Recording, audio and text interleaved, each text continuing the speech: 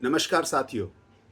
आज मैंने एक खुला पत्र पढ़ा जिसमें शिक्षा, शिक्षक और छात्रों के खिलाफ बड़े बदलावों को ढोंग और उत्पीड़न बताया है।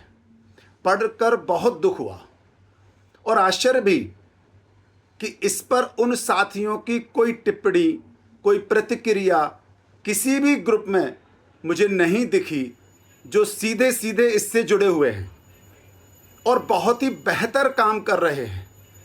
इन सब के माध्यम से जिन्होंने अपनी नॉलेज द्वारा न केवल सम्मान मिल रहा है बल्कि ऐसा मौका भी मिला कि वे अपनी प्रतिभा का प्रदर्शन उचित प्लेटफॉर्म पर कर पाए।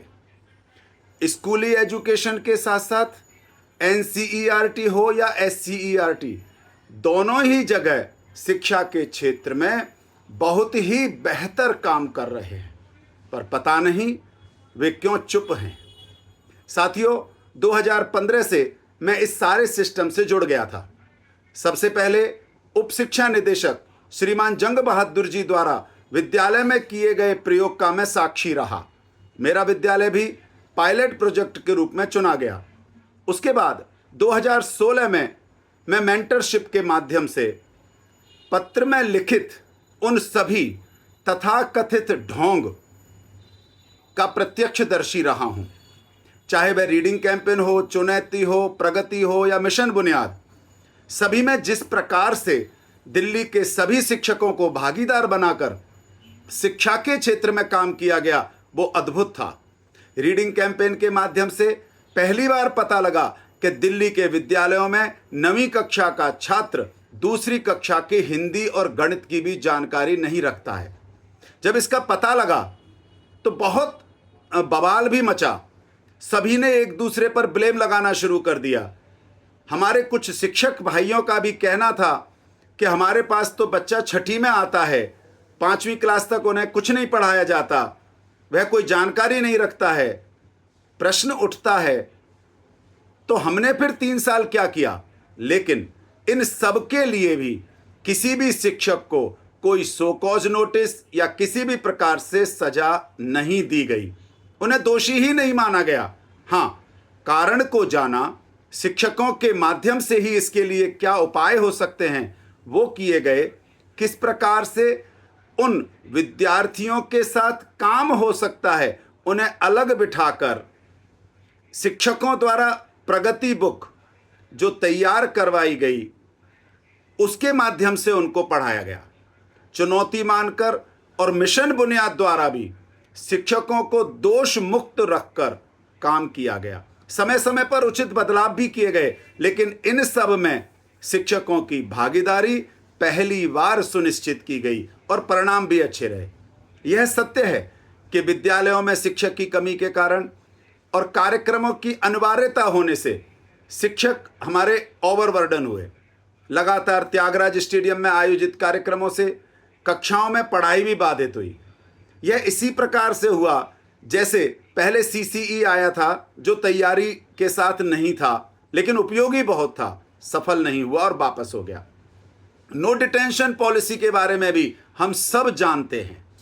इन सब को कैसे ठीक किया जाता, इस पर काम करने की तो आवश्यकता थी। यह सत्य है कि हैप्पीनेस हो, बिजनेस ब्लास्टर हो या EMC हो, अधिकांश कार्यक्रमों के द्वारा सरकारी डॉक्यूमेंट तैयार किए गए और पूरे देश और विदेश में इनका प्रचार किया गया। जितना काम नहीं हुआ उससे अधिक प्रचार हुआ। लेकिन ये काम गलत थे, ये कहना गलत है। जिन विद्यालयों में ईमानदारी से मेहनत हुई वहां इसके सकारात्मक परिणाम भी सामने आए हैं और इसके प्रत्यक्ष गवाह हमारे बहुत सारे शिक्षक और प्रिंसिपल हैं। पर इस विषय पर वे सब पता नहीं क्यों चुप हैं। देश और विदेश में शिक्षकों के, प्रिंसिपल्स के, अधिकारियों के शैक्षिक भ्रमण हुए। इससे कोई लाभ शिक्षा क्षेत्र में हुआ हो, मैं ऐसा तो नहीं कहता, लेकिन यह कहना पत्र के माध्यम से, उस खुले पत्र के माध्यम से कि अयोग्य साथियों को भेजा गया, ये जो काम कर रहे हैं उन सभी प्रिंसिपल शिक्षकों का बहुत बड़ा अपमान है। पता नहीं इतने अपमान पर भी वे सब चुप क्यों हैं। प्राइवेट विद्यालयों में छुट्टियों में समर कैंप लगते हैं, सरकारी विद्यालयों में भी यह लगे। इससे न केवल छात्रों को बल्कि नियमित अध्यापकों और अतिथि शिक्षकों को भी बड़ा लाभ हुआ। हाँ, जिन विद्यालयों में शिक्षकों की कमी थी और नियमित अध्यापकों की अनिवार्यता जब कर दी गई, तो जिनके पहले से ही प्रोग्राम फिक्स थे, निश्चित तौर पर उन्हें बहुत बड़ी परेशानी का सामना करना पड़ा। लेकिन यह कह देना कि समर कैंप लगाना गलत है, यह सही नहीं है। जीवन विद्या शिविर केवल दिल्ली में ही नहीं, देश के अधिकांश राज्यों में लगाए जाते हैं। शिविरों में शिक्षकों के साथ प्रिंसिपल और अधिकारी भी होते हैं। इससे कोई लाभ नहीं है, यह वही कह सकता है जिन्होंने इस शिविर को मन से अटेंड नहीं किया हो, मौज मस्ती माना हो। इस कार्यक्रम को स्वैच्छिक करते तो शायद अधिक परिणाम आता, लेकिन हम सब जानते हैं कि स्वैच्छिक करने पर हम अपने सर पर तो हेलमेट भी नहीं लगाते। मेंटर टीचर हों या टीडीसी, इनके विद्यालयों में मिले सपोर्ट को कम करके कभी भी नहीं देखा जा सकता। जहां सही समन्वय बना, वहां इसके परिणाम बहुत ही अच्छे आए। मेगा पीटीएम हो या एसएमसी, अधिकांश विद्यालयों में इसकी सराहना भी हुई है। कुछ जगह कुछ कमियां रहती हैं, फिर भी काम करते हैं तो कमियां आएंगी, जिन्हें समय समय पर बदलाव करते हुए सुधारा जाता है। लेकिन इन सभी कमियों को किसी एक व्यक्ति पर डाल करके असभ्य भाषा में जिस तरह अपमान किया गया खुले पत्र में, यह किसी भी प्रकार से उचित नहीं कहा जा सकता।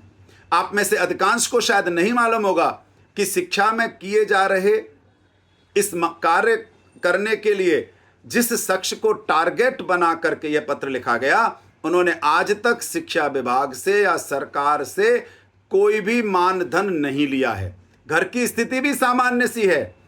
अपना संपूर्ण समय निस्वार्थ भाव से शिक्षा, शिक्षक और छात्रों के हित में कैसे शिक्षा निदेशक से काम करवाया जा सकता है, कैसे शिक्षा मंत्री से काम करवाया जा सकता है, इसमें लगातार अपना काम करते रहे। हो सकता है बहुत सारे साथियों ने यह पत्र नहीं पढ़ा हो, लेकिन अवश्य पढ़ें। रामधारी सिंह दिनकर लिखते हैं कि जो तटस्थ हैं, समय लिखेगा उनके भी अपराध। मेरा समस्त विद्यालयों के प्रिंसिपल, शिक्षकों, मेंटर, टीडीसी आदि के साथ साथ सभी शिक्षक संगठन के नेताओं से भी आग्रह है कि इस तरह की बातों पर अपनी प्रतिक्रिया अवश्य दें। राजनीति करो, लेकिन गलत बात करके नहीं, किसी व्यक्ति विशेष और शिक्षकों का अपमान करके नहीं। बहुत बहुत धन्यवाद।